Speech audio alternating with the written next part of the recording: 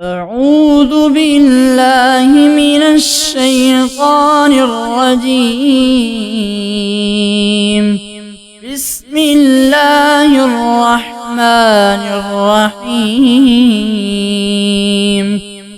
وقضى ربك ألا تعبدوا إلا إياه وبالوالدين إحسانا إما يبلغن عندك الكبر أحدهما أو كلاهما فلا تقل لهما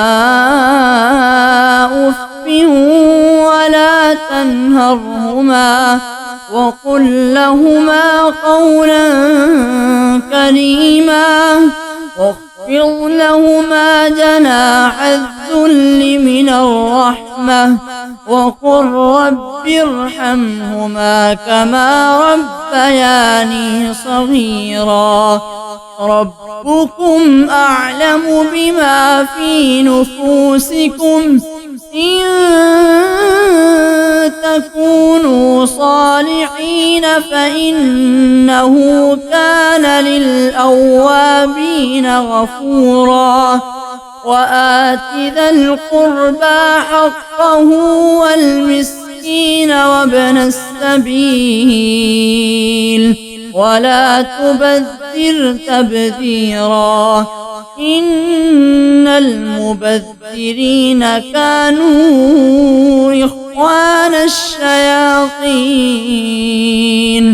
وكان الشيطان لربه كفورا.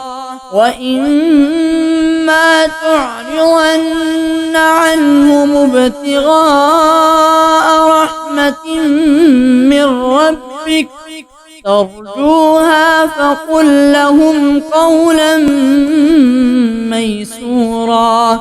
ولا تجعل يدك مغلولة إلى عنقك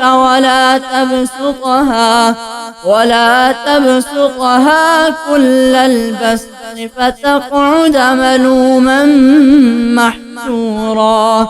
إن ربك يبسط الرزق لمن يشاء ويقدر إنه كان بعباده خبيرا بصيرا. صدق الله العلي العظيم.